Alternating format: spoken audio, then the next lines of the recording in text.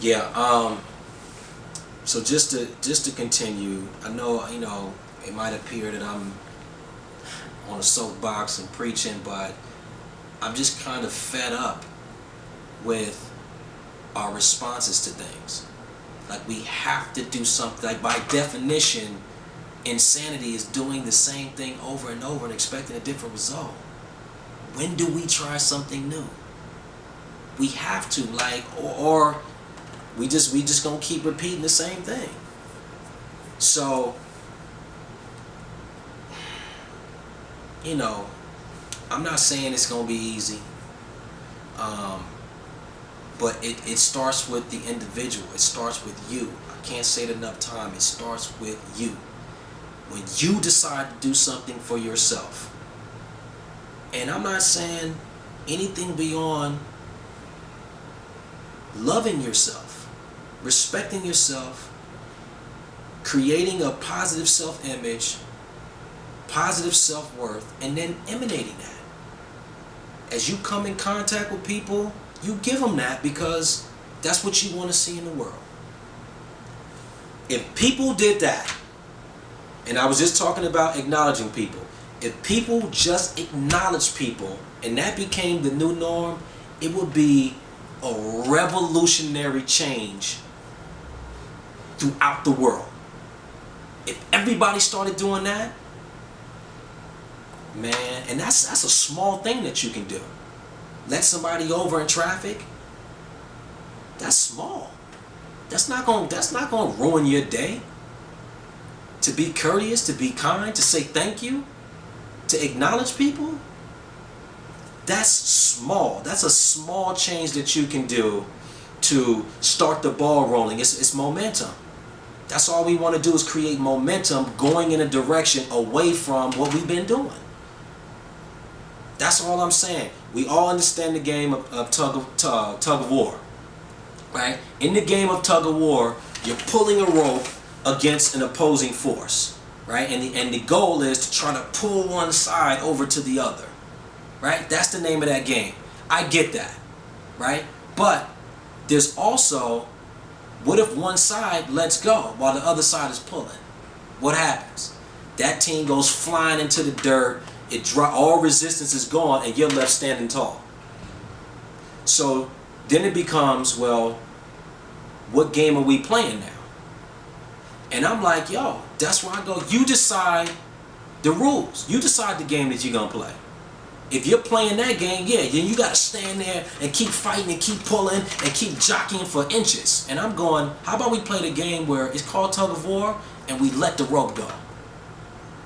And we stop all resistance. Stop fighting against. And we standing up while that team is on the ground and go walk away and go do something else. That's what I propose that we do. So, So how does that look for inner city kids that feel like they're getting antagonized by law enforcement and things like, what's that tug of war? That's on us. That's on the older generation, or the few of us, I'm not going to even say all of us, that know a different way. So I don't expect those kids to know how to handle it, because they're being raised and taught by the environment. So my job is to be an example. So whenever you come in contact with kids, you give them the example. On whatever level that you're at, right? Some people are at different stages, different journeys, at different points in their life. And I'm going, for example, my nephew, we're playing cards, and his woman comes over, and she's like, hey baby, do you want me to get you something to drink? And she's like leaning on him, and he goes, man, come on, get off of me. And I go, hey man, don't do that. That's not how you talk to your woman. She's just showing you affection. Yeah, but she all up on me. Okay, if she wasn't on you, you probably have a problem with that. So I was like, she's doing something for you. She's giving you attention and she's showing you affection. You need to reciprocate that, or she's going to show it to somebody else. And he understood it, right? My other nephew's birthday was over the weekend. His girlfriend is there. He's ignoring her. He's running around, got on a dirty shirt. He playing. He having a good time. I call him over. I said, come here, nephew. I said, first of all, be respectful of the girl that came to see you. I'm not saying you got to spend all your time with her because it's your birthday, but at the same time, stop acting a fool. Go speak to her, go see if she needs anything, if she wants anything, and before you do that, go change your dirty shirt. Go put on a clean shirt, because that's not acceptable to walk around with a dirty shirt on. Because you got to have self-respect, you got to have a positive self-image, you know better.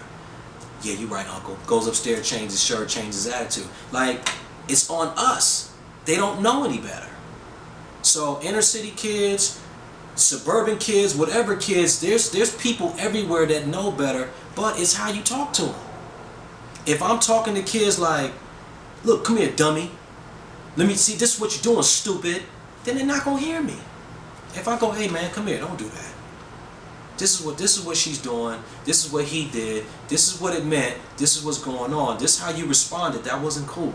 Here's another way that you can do that. 98% of the time they go, okay, and they go do it. But if I'm talking to them crazy and sideways and you stupid and you don't know no better, dummy, pull your damn pants up off you, like, no, I'll go, hey man, do you know what that means to have your pants hanging off your butt? What? Well, when you're in jail, that's how they identify people that like it to get it from the back. So that's how they identify themselves, by wearing their pants off their butt. So unless you're trying to communicate that, you probably might want to pull your pants up. Oh, I didn't know that. Yeah, I don't expect you to. You're just copying the environment. The environment is telling you how to feel and what to think. And I'm like, it's by design. We have to take back our power. Take ownership of what we're doing. We have to define our terms. Stop letting other people do it for us. But if we've never been taught that stuff, then it's not surprising that we're going to go out there and do the things that we're doing. Somebody has to stand up and go, hey, I know a different way. So that's what I would say to the inner city kids, man. What do you think could have been done differently? Whether it's the Trayvon Martin case, Fruitvale Station, Mike Brown. It seemed like those kids were trying to cooperate, and you know, all of them end up getting killed. I mean, like I said, I would never try to justify George Zimmerman's behavior, the cops' behavior at Fruitvale Station, the BART police officers, or the cops that took down Mike Brown. Like, that's a travesty. I would never say that their behavior is okay.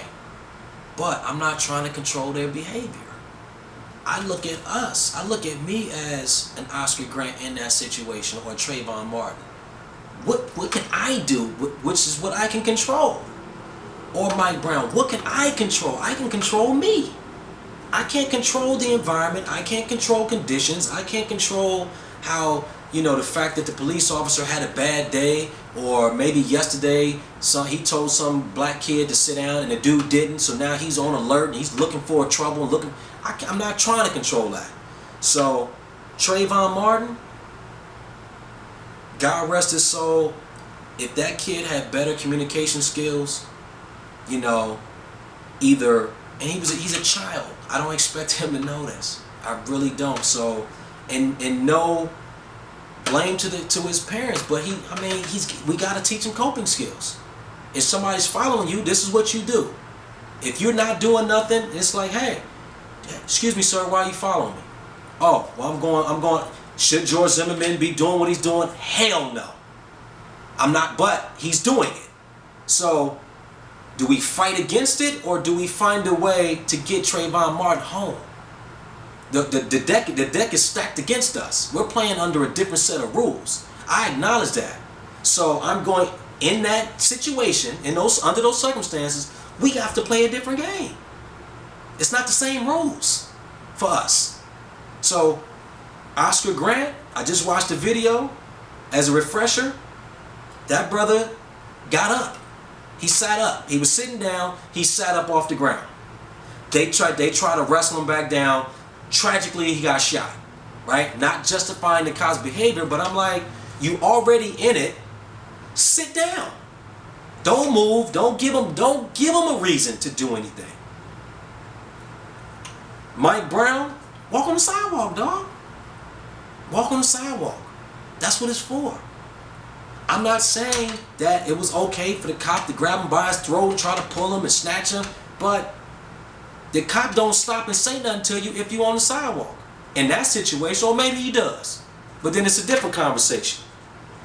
So that's what I'm just like, and I know it sounds like I don't feel for them kids, because I really do, man. I got nephews, I got nieces. I was that young. I've been accosted by police officers. So I'm not saying to bow down and conform and be on some yes sir boss, no sir, like we still slaves, because we not. But we have slave mentality, a lot of us. And we don't value ourselves, a lot of us. So I'm like, let's give each other our value back. Let's teach our kids how to define their value. And that following along or finding a way to avoid confrontation don't make you a punk. It don't make you weak. It actually makes you smart. It makes you less smart. I'm not going to even say stupid, because you're not. It makes you less smart to try to confront it when you're not equipped to. But I'd rather teach you coping skills and coping mechanisms to get you home at night and get you safe so you can live to see the next day. But if we don't value ourselves, then yeah, we liable to do anything, and that's what's happening. We're doing craziness. I tried to talk to a cop buddy of mine who's been on the force for 25 years. He couldn't even talk to me because he said, man, if I keep it real with you, I'm liable to lose my job. And that's the truth, and I respect that. But he agrees with me in a lot of ways. Like, we have to teach our kids a different way, man.